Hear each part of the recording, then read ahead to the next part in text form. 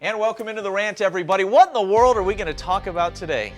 Kate McFarland here, Jacob Toby over there, Bill Haston on the phone with us, and look who came into studio wearing his San Francisco 49er hoodie. Right.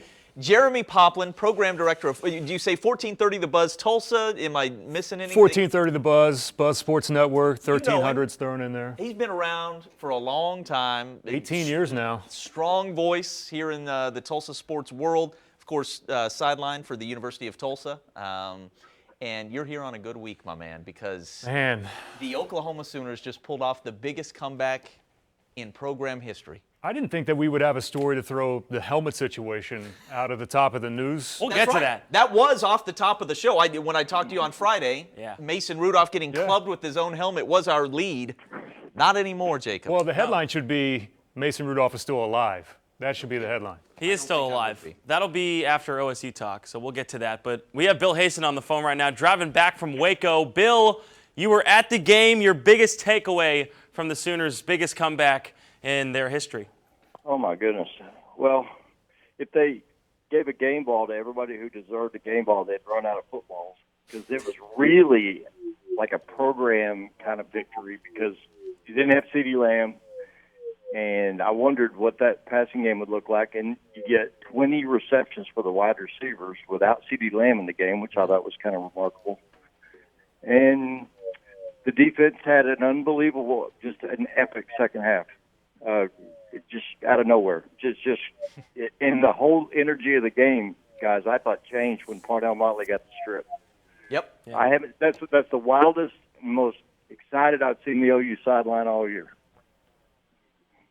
Jeremy, you go next. To me, biggest takeaway, Jeremy. The biggest takeaway from this is that as much as we tried to get Jalen Hurts to show some personality at the beginning of the year, I was like, no, leave this dude alone. Let him be who he is. Because if Jalen Hurts isn't who he is, Oklahoma doesn't win that game last night. I mean, stoic, never allowed any of those fumbles, the interceptions. Let's face it, the last 2 weeks have been a little bit shaky. Yeah. He has proven that he is not the best pocket passer in the world, but what Lincoln Riley has done to build that offense around him has been incredible. And for him to still stay stoic, locked into the game, if that doesn't happen, OU's coming out of there with another loss. And that game going into it, guys, reminded me a lot of 2011, because that was going to be Baylor's moment to plant the flag to say we're back, kind of like 2011 was when RG3 beat Oklahoma and he ended up winning the Heisman that year.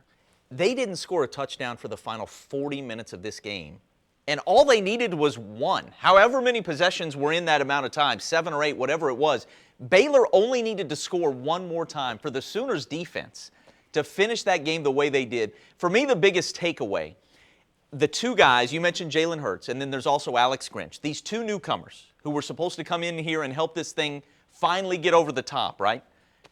They had an awful first half down there in Waco. Like, could not have been worse. And Jalen passed along the story after the ball game of how Alex Grinch came in and said, we're going to be telling, our grandkids about this, or something along those lines. Basically calling his shot, if you will. The fact that they had that confidence, Lincoln Riley said afterwards, Kansas State, they went down by 25, and he thought about half the sideline felt like truly believed they could win. Yeah. And for whatever reason, he thought in Waco last night the entire sideline believed. And eventually it showed. Did not have CeeDee Lamb, right? For the defense to play the way they did, it would have been so easy for these guys just to succumb to that thing. Look at the huddle. And to battle back. Look, I don't think they're as good as they've been the last couple of years. No. It always comes back to playoff talk at some point. I don't think they're ready to go win in the playoffs. They might end up there. I mean, things might break their way. I don't think they're quite as good, but they showed some incredible grit and toughness last night, and they're still the king of the hill, man. I mean, it's 4 straight Big 12 championships, and they are still the king of the hill. Like, Baylor's really good. I love Matt Rule. I love that defensive line, especially, and a lot of the things they have in place. Charlie Brewer's a gamer. But you got to come knock out Oklahoma. And the fact that Baylor couldn't do it with a 28-3 lead just goes to show how much toughness and just how these guys are winners in that program. They're winners. You know, you say they may not be as good, and I agree with you. I don't think they're as good offensively as what they've been in the past. They are better defensively. Absolutely. Alex Grinch has made them better. Sure. And what he's been able to accomplish with the group, those guys are not built to run what he wants to run. That's going to come in time. But they are, as you mentioned, grit. They're a gritty bunch. They're more blue-collar than they are. And Jalen has brought that attitude kind of that low-key swagger with him over, and I think they're starting to feed off of him now more than ever before, and that's why I liked him in certain aspects a little bit better than what I've liked him in the past. Yeah. Biggest takeaway, I want to get, Bill, if you can hear me, biggest takeaway on the defensive side of the ball from what you saw last night. Well, I mean, to get the game, the personality of the game changed on the Motley strip and the Pat Field recovery, and then obviously to finish it with the pick just reinforces everything Grinch preaches all day, every day. But they just never took a possession off. And to limit Baylor, I'm telling you guys, that crowd was dying to be a factor and would have been if OU didn't so completely knock them out of the game in the second half. Baylor only had 16 plays in the second half. So I just thought they never relaxed ever. They had a couple of mistakes, but on the whole, far and away the best 2 quarters of defensive football they've had in a long time. And when you talk about the defense, I mean, going back to Jalen Hurts for a second, Pop, I want to ask you this. I was talking to Caden in the newsroom when we were watching the game. I said it felt like Hurts was trying to make every single play in the first half. He was running it up the gut, getting stuffed. You saw the interception, you saw the fumble. What do you think changed in the second half to where it sort of freed up for him a little bit and the offense started to get some plays going? Well, one, let's give credit to the Baylor defense and up front. And, I mean, Bill saw it in person, but 93 Lynch for them up front is a man. And to see him dominate them early the way that he did, I mean, I haven't seen anyone play like that probably since Quinnen Williams did it with Alabama when they played them last year. So they did a much better job in the second half. And quite frankly, I think it's a culmination of a lot of things. Once they finally knock that ball out, and you hold the ball for 13 and a half minutes in a quarter, you only allow the offense to run 4 plays. Next thing you know, Baylor, they're back on their heels. You keep the football for that long, Jacob, and I think, the doubt starts to set in. And not only that, that Baylor defense was gassed in the second half. After dominating like that, they looked like a shell of themselves, and it's all because Oklahoma found success with what they were doing. But you ask what changed? I don't really think a whole heck of a lot changed, honestly. They stayed with what they do best, which is let Jalen Hurts dominate, and especially in that run game. And that may be the thing that impresses me the most offensively. We use the word genius when we talk about Lincoln Riley all the time, right? Yeah. The space he's able to get his playmakers into just looks different than what you see from any other college football team on college football Saturdays. Space differently than anyone else. The trick plays, everything. It's so easy breezy for these guys almost every week. But what impresses me the most is that they were able to come back using 12 play drives and 13 play drives, scoring in a way that this team almost never has to. Usually it's the big play. They're throwing haymakers. To be as patient as he was, man, that impressed me. And to stick with what Jalen Hurts does best without CeeDee Lamb to lean on and, throwing to these freshman receivers, those guys making big plays, just the poise and the patience. And obviously, look, that is a lot of time. Frankly, for Baylor, they just got ahead too early, if you will. It would have been much better to have a 28-3 lead in the third quarter. There was a lot of time, but it would have been easy to panic and start throwing it all over the yard. And the fact that Lincoln Riley and the Sooners didn't do that, pretty impressive. I was going to ask Bill what he thought about those freshman wide receivers making all those plays out there. I thought it was quite a statement to trust those guys as targets on that kind of a stage. But, to get 3 of your 4 offensive touchdowns from 2 from Starkner, 1 from Theo Weiss, who was amazing after the catch on his, and then Braden Willis gets the other touchdown. I mean, it just showed me that there was a lot of trust invested in guys who because Lamb was out of the game, somebody else had to step up, and you couldn't just run Jalen all night, and you had to run your play, you had to run your stuff, you had to be true to it to some extent or a full extent, and so. I wasn't shocked to see those guys targeted, but it has to be unbelievably uplifting for Lincoln Riley to see him, to see Theo Weiss make a play in that kind of game and Austin Starkner get open and score twice. So I thought the freshmen were great. Bill, I want to ask you about this Sooners team now, and I want to ask Jeremy after you. Kind of where do they go from here? I mean, this has been 3 unexpected performances. To go down by 25 to Kansas State and end up losing that game on the road. To play beautiful ball against Iowa State for 2 or 3 quarters and then just have to barely hang on to survive. And then what we saw last night at Waco, it's been uneven, spectacular at times, awful at others. Where do you see them going from here? I know afterwards Lincoln Riley acted like their best ball is not very far away. Like, are we talking about this week? Can they call upon it against TCU? Will this be something that turns things around for these guys, or will it continue to be uneven the rest of the way for this group? Well, I mean, I'm the one that wrote through 7 games about how historic their improvement was and how great they were on third down and with defensively, and then they take 10 steps back at Manhattan. So I don't pretend to have any idea what to expect against TCU, except TCU isn't nearly as potent as Baylor, and I would think that OU handles this game comfortably and gets to 10 wins for the 40th time in program history, which is kind of crazy. But I'm done trying to predict what these guys are going to do. Last night was sensational. If they can keep it going, then they're that much with a healthy CeeDee Lamb back in the lineup. They're really a compelling team. Jeremy, just playing a hunch, do you think they can use this as a launching pad, or is this kind of what they are and it's going to be a grind the rest of the way? I think this is really who they are. I wouldn't be shocked at all. Maybe this is a little bit of me because I have a man crush on Gary Patterson. It's not because he sweats more than any human being I've ever seen on the sidelines either. I just think he's a brilliant defensive mind. Up his trousers more, too. Check out that purple shirt. I mean, it is just so – it can be 30 degrees outside, and his shirt is just soaked through. Coaching him hard. He loves his job. I think TCU has figured a few things out. And I think what they did against Baylor is almost exactly the blueprint that you'll see with what they do with Oklahoma. They figured out the quarterback run game against Brewer a little bit. I think this is going to be a bigger challenge for Oklahoma than what some people feel like. Quarterback situation seems like it's got a little bit of momentum as well. We know how good Rager is. But I think that the rest of the way through, these are all going to be very similar games for Oklahoma, right on through Bedlam and then right back into the Big 12 championship game where I think all of us would tend to agree it'd be a heck of a rematch with Baylor and Oklahoma. No doubt. Spread, I believe, is 19 this week. Cool. Awesome. Which that's a big number. That's hard to swallow. That'd be awesome. Desmond Howard on Twitter said, Jalen Hurts is not the best quarterback in the country, but he's the most cold-blooded player in the country. So I like that statement from him. He's a guy you want playing for you. For sure. No doubt. For sure. Let's move on to the Oklahoma State Cowboys. They spoil Les Miles' return, 31-13. The final. Bill, I'll start with you. For you, what was more impressive? Was it Chuba Hubbard or was it that defense? Third straight game with 3 takeaways.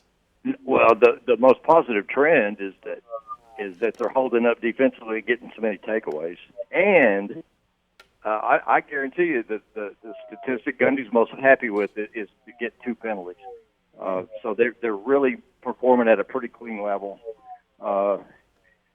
It's just crazy to be disappointed with 120 yards. But when I thought that Hubbard might pop another 200, but no, they're the most encouraging part. Now you don't know what Spencer Sanders' hand looks like, and I don't know if.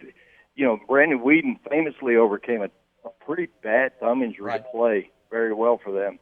But I don't have any idea what the nature of the injury is or what they're looking at with Spencer. So it might be another week of secrets over in Stillwater.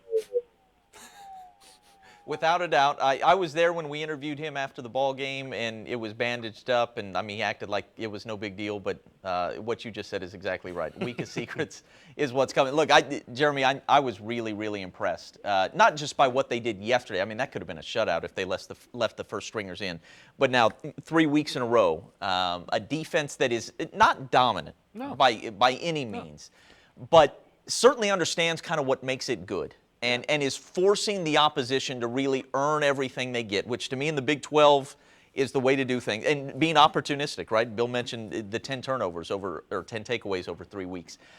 Jim Knowles and this group mesh in a way that last year's group just never did. Right. And look, spinning this thing forward, because at West Virginia is tricky, but even the Bedlam game, who the heck knows what will happen with CeeDee Lamb or whatever. But now that we've seen what OU is against quality competition, as I project that game, I'm not so sure OSU's defense won't find some success. Way more than I would have projected for them in that matchup even just 3 or 4 weeks ago. Yeah, no, I agree with you. And I think all of us have been here long enough in this conference to see that these defensive coordinators come in and you get baptized by fire in a hurry. And I think Jim Knowles was a little shell-shocked after last year coming in and then losing all of those guys up front, knowing that the strength of this defense was in the back, and they hadn't played that well at the beginning of the year. But to see them finally start to pick up a little bit of momentum, I like the job that he's done, and I think there is a good rapport there. So that every week, that's the first thing I always pay attention to is what they're doing on the defensive side of the ball. The offense, to me, always takes care of itself and has there for a number of years. But to see where they're at now and how they continue to build off of this, I really like this group moving forward. It took a little while. People had to understand that wasn't going to be a magic fix overnight for them. Yeah. Hey, one question on the fly. Bill, I'll go to you first and then Jeremy. It's been so long now that quarterbacks are almost all anybody thinks of when it comes to the Heisman Trophy. And Mike Gundy has now taken to stumping for Chuba Hubbard, and his teammates did yesterday as well. In your mind, how do we think through where, like, say, a 2,000 or 2,200-yard rusher at a program that wins, say, nine games, goes 9-3 in the Big 12, where should they be slotted in a season like this where everybody's already given the thing to Joe Burrow and there are several other quarterbacks that put up such big numbers that, nationally, Chuba Hubbard's almost forgotten about?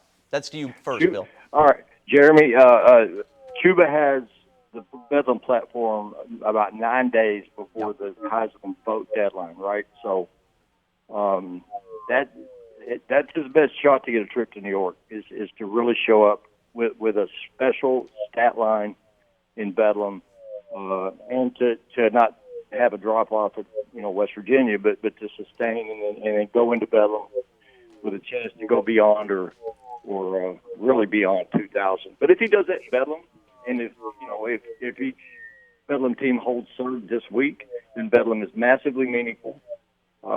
If only from an entertainment standpoint, but it's an important game, and it'll be a really important game for OU if they're still hanging on to playoff hopes. But that would be the game that would get Chuba a trip to a big performance in Bedlam. Man, I honestly think that the Bill's right on that. I mean, a big performance there on that stage, that's the best chance that he gets. But is he undervalued? Is it? Yeah, It's not just him. It's almost any 2,200-yard rusher in today's game. That was my point is, are we now taking what we've said about the running back position at the NFL and carrying it over to college where we have devalued that position so much. Never use a first-round pick. That has now permeated throughout college football, because if he finishes, and I think I'm right on this, but if he finishes above 2,200 yards, we're talking about a top 5 performance in college football history, through the history of the game. And to see now how we even look at running backs, it's completely different than it ever was before, and I think that plays a lot into it. Now, if it was me, and I know it would never happen now, Chase Young is still the best player in college football, period. And I know that the suspension stuff has happened, but maybe I'm wrong. He's playing the biggest games. But didn't it seem like we were finally getting another defensive player that was being talked about more and had this giant platform now, and then the suspension happened and it all went away. This was the year I felt like that this was going to go non-quarterback, and then that happened. I thought Ndamukong Suh should have won in 2009. Of course.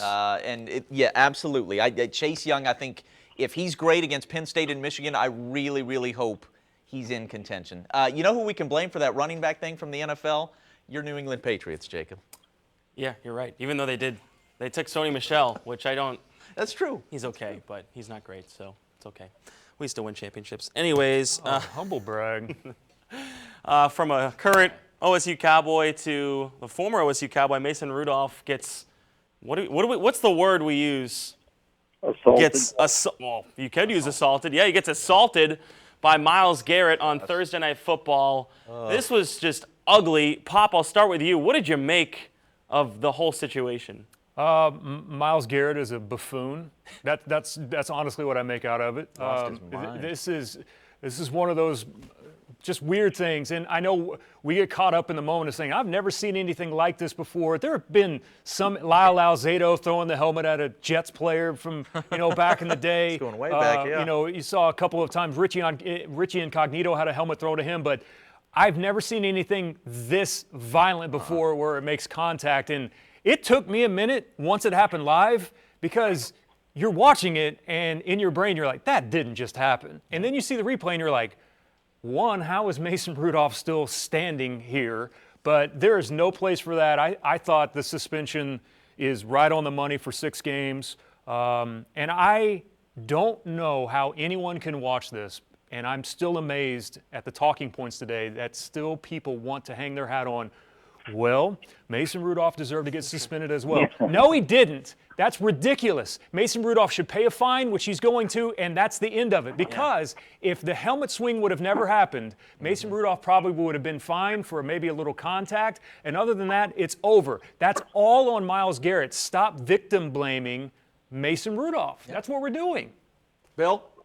I'm just really thankful that it wasn't worse. Can you imagine? You remember how rough Friday morning was for the NFL? On every conversation show on ESPN, there was nothing but Garrett versus Rudolph, and it was horrifying to watch. But yet, it was the one spot on the helmet you could strike the man in the head, and he's going to be relatively okay. Imagine if the crown of that helmet had smacked him in the head. Imagine if it had been, like a tragic outcome, on national television. It would have been a setback for the National Football League for sure. It was anyway, but if it had been a really, really tragic outcome, oh my gosh, it would have been a setback for the entire sport. So I was glad Mason wasn't hurt. It was shocking. By about the 10th replay, I finally kind of began to comprehend what I had just seen. And so I'm just my ultimate takeaway is I'm glad Mason's okay, and I'm glad that Garrett didn't have that helmet swinging at a different angle, 10 degrees one way or the other. Mm-hmm. Yeah, Mason Rudolph is lucky, and Myles Garrett is really lucky, because if it does the kind of damage it could have done, you would not have people coming to his defense, at least not nearly as much. It could have ended his career. I mean, if you damage Mason Rudolph enough, I don't see how you could even make a case that Myles Garrett shouldn't be just sent packing, right? It'd be somebody else's problem, the CFL or something. And we have a little CFL note on the back end of this show. Myles Garrett is lucky in this thing, and frankly, I think 6 games is not enough. I think it should extend into next year, make it 16 games or something like that at minimum. If it were me, if I were Roger Goodell. 65. His last name is escaping me right now. Only getting 1 game is a joke. Oh, I know. To come in after he takes that shot to the head. Biggest cowardly hit that I've seen outside of that helmet swing in a long time. And then his response was, I was trying to stick up for Garrett or keep him off my guy. Oh, really? You should have climbed off in the pile for a piece of the Steelers' offensive line then if you were trying to stick up for Myles Garrett. Just admit it. You saw the quarterback and you took your shot. But it was cowardly, and I cannot believe he only got 1 game for that. For sure. Quickly. That could have been a whiplash issue on that shot from the back. That was dirty and weak. Yeah, for sure. Quickly, guys, we got some CFL news. Dane Evans heading to the championship game of the CFL. What do we think about this, fellas? Pop? I love Dane. Dane is not only an incredible football player, Dane is even better off the field. I'm so happy for Dane, and to come in a pretty unique setting for Masoli, who is lighting it up, and then for him to have to take over that team, which is a good team. He's got a lot of weapons, but still, for him to perform the way he did under those circumstances, we're all here hoping that he gets an opportunity in the NFL. And if he doesn't, man, he can play a long time in the CFL. That game is now built for guys like Dane and the college-style offense now. Man, he's so good. I'm so happy for Dane, and he comes from a great family, and I wish him nothing but the best. He got a couple of chances last year, and he was solid, right? Yes. I mean, for a first-year guy, okay. But the fact that he's made what I would say a quantum leap and was as ready as he was for his shot, loved it. And I think it was Bill, maybe Kelly Hines, who wrote the story today. If I'm wrong about that, excuse me. But he had kind of a heart-to-heart with Philip Montgomery. I think you probably remember because you were on the sideline last year when he came back and was around that Tulsa Golden Hurricane team before, I guess, the CFL season for a little bit. And Philip told him, I had a shot to play professionally, I think, in Europe somewhere, didn't take it, kind of regret it. give this thing your best shot. Play until you don't want to play anymore. And the fact that that advice has helped result in this is just a really cool thing. Obviously, we'd love to see him in the NFL, but he can have a nice little career in the CFL. Like No a couple of Tulsa players and just Oklahoma players from the state here are doing right now. So, look, he's going to get to play for it all, which is just really, really cool. 6 years ago, Jeremy and I were together in New Orleans to watch Dane Evans' first start at Tulane as a redshirt freshman, and it did not go well. And that season, that 2013 season, did not go well, and neither did the 14 season. So for him to not get his spirit broken, to continue to work, and then to click in Phillips' system the way he did, Jeremy went to practice like I did. You saw his arm talent, which was undeniable. So it all just, he's got a little bit of a Buddy Hield type of experience where he just got a little better every year. And now it's cresting at in the second best professional football league in the world. And hopefully, someday he'll end up on an NFL roster. But I'm very happy for him. I always enjoyed talking with Dane and watching him play. For sure. I guess that wraps up Week 12 of the Rant, guys. How about that?